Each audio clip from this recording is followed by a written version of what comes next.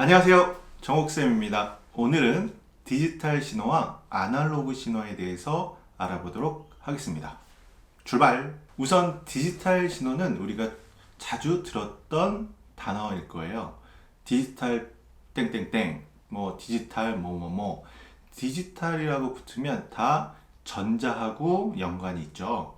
그리고 아날로그는 옛날, 약간 약간 구시대적인 그런 느낌이고, 디지털은 뭔가 막 컴퓨터가 막 들어가고 첨단 장비가 막 나와야 될 것 같은 그런 느낌인데요. 오늘은 디지털이 뭐고 아날로그가 뭔지를 정확하게 배우고 가겠습니다. 왜 중요하냐? 이 디지털 신호와 아날로그 신호는 우리가 코딩을 하거나 메이킹 교육을 할 때 계속 나오는 용어입니다. 그래서 우리 친구들이 이 디지털과 아날로그를 정확하게 알고 있어야만 코딩을 할 때도 도움이 되고요. 뭔가 만들 때, 전기를 가지고 뭘 만들 때도 아주 중요하게 사용될 수 있습니다. 이번 시간에 이 디지털과 아날로그를 정확하게 알고 가면 좋겠습니다. 그럼 한번 시작해 볼까요? 디지털 신호는 선생님이 어떻게 설명을 할까 되게 고민을 하다가 생각해낸 게, 우리 일렉트론 영웅전 1에서 나왔던 부품 종족이 있죠. 건전지도 있고 스위치도 있고 트랜지스터도 있고 부저도 있고, 이런 부품 종족들은 어떤 언어를 쓸까요? 어떤 언어로 쓸까요?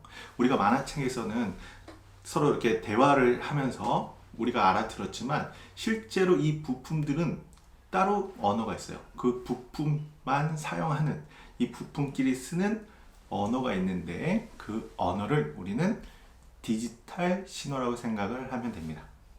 알겠죠? 디지털 신호. 그러면 우리 인간이 쓰는 언어는 뭘까요? 그 언어는 바로 아날로그 신호라고 생각을 하면 됩니다. 알겠죠? 그러면 여기서 우리 친구들이 알고 있을 수도 있어요. 디지털은 0과 1이라는 숫자로 정보를 주고받는 신호다라고 알고 있는데, 왜 디지털은 0과 1일까요? 이 0과 1은 yes 아니면 지금 no라는 거예요. 지금 우리 몸에 이 눈처럼 눈을 감으면 안 보이고 뜨면 보이는 거예요. 보이고 안 보이고. 그렇죠? 그 다음에 없고 있고. 이렇게 1 아니면 0밖에 없는 그 신호를 가지고 서로 대화를 하고 있다고 보시면 돼요. 근데 왜 이 부품 종족들은 이 디지털 신호를 쓰게 됐을까? 그걸 한번 생각을 해볼까요?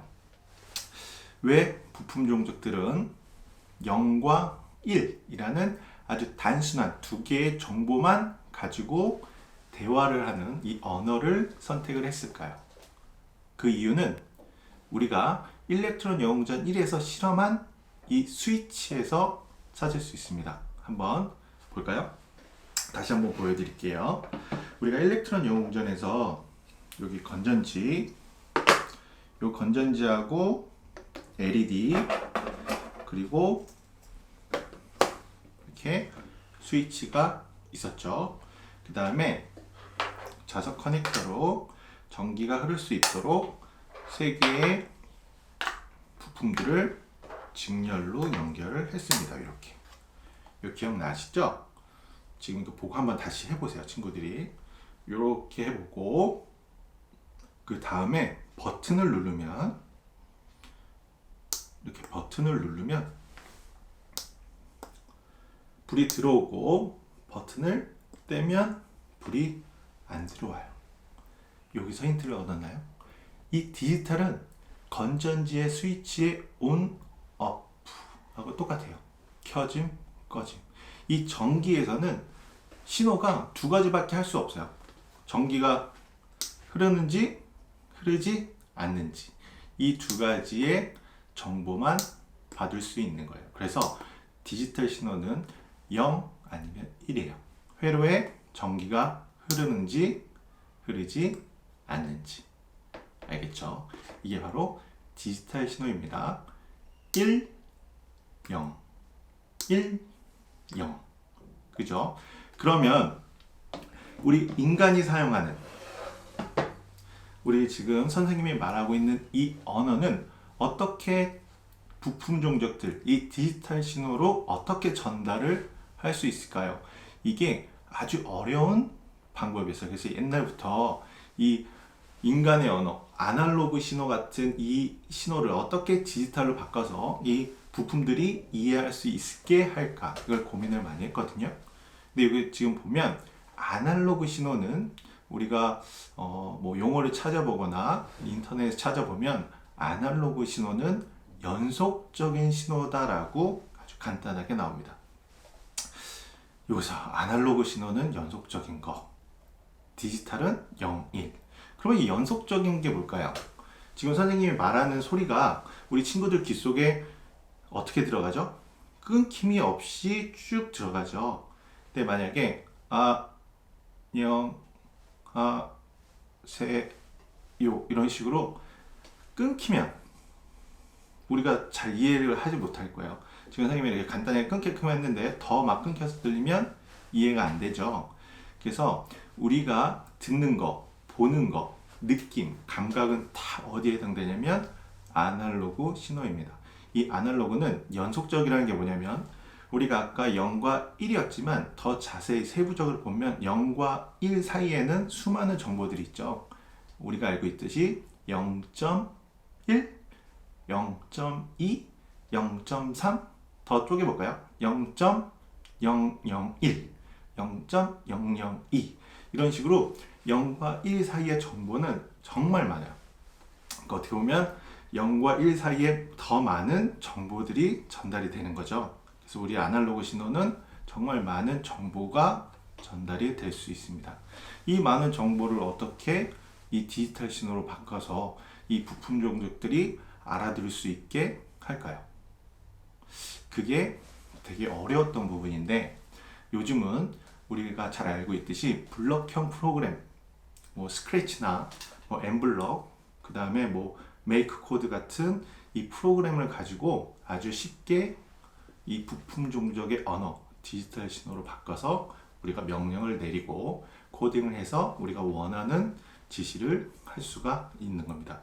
그럼 여기서 아날로그 신호를 다시 한번 보여드릴게요. 여기 보시면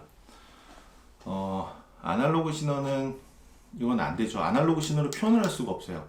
그냥 누르면 1, 떼면 0이에요. 그쵸? 근데 여기에 이거를 한번 아날로그로 바꿔볼까요? 아날로그로 바꿔볼게요. 이 아날로그로 바꿀 수 있는 게 이 가변 저항기예요. 저항기 중에 이 손잡이를 돌려서 저항의 크기를 바꿀 수가 있었죠. 이렇게 좌우로 돌려서 저항의 크기를 바꿀 수 있는데 요거를 한번 스위치 대신에 연결을 해 보겠습니다. 이렇게 됐죠? 지금 보이나요? 손잡이를 돌려보면 밝기가 이게 바뀌는 걸 볼 수 있어요. 쭉쭉쭉쭉쭉쭉 밝기가 바뀌죠. 우리가 가변 저항기를 통해서 간접적으로 아날로그 신호를 이렇게 표현해낼 수가 있어요. 아까 LED는 꺼짐 켜짐이었지만 얘는 밝기를 어떻게 하죠? 점점 밝게 이 정도를 표현할 수 있어요. 어느 정도, 그죠? 약간 밝게, 조금 더 밝게, 조금 더 밝게, 아니면 조금 더 밝게, 이런 식으로 밝기를 바꿀 수 있는 이 신호가 아날로그 신호입니다. 그런데 이 컴퓨터는 이런 가변 저항기 같은 게 없어요. 이것도 지금 누가 하고 있죠? 선생님이 손으로 이렇게 돌려서 빛의 밝기를 바꾸고 있는 거잖아요. 근데 컴퓨터는 인간이 없죠. 사람이 없기 때문에 직접 다 뭐로 해야 되냐면 기계가 이 볼륨을 제어해야 돼요. 이렇게 돌릴 수가 없어요. 그러면 얘는 빠지고 이 스위치만 가지고 아날로그를 표현을 해야 돼요. 되게 어렵겠죠. 우리 친구들이 좀 이해하기 쉽게 설명을 했는데 어때요? 좀 쉽나요? 아니면 더 어려워졌나요? 이 디지털은 되게 간단하게 스위치라고 생각을 합니다. 누름 스위치. 1, 0. 켜짐, 꺼짐. 이 두 가지 정보만 주고받을 수 있는 거고, 아날로그 신호는 1과 0이 아닌 더 많은 정보를 주고받을 수 있는 신호라고 생각을 하면 돼요. 우리의 피부, 꼬집으면 어떤 친구는 확 꼬집으면 되게 아프게 꼬집는 친구 있고, 똑같이 꼬집어도 감각을 못 느끼는 친구도 있고, 아니면 살짝 맞아도 막 이 감각의 표현이 다르죠. 정도가 다른 것처럼 아날로그 신호는 이 정보가 수없이 많아요. 그런 차이가 있다는 거. 그래서 짠, 이 마이크로비트에 대해서도 한번 봐야 되는데, 이 마이크로비트에서도 디지털과 아날로그가 나와요.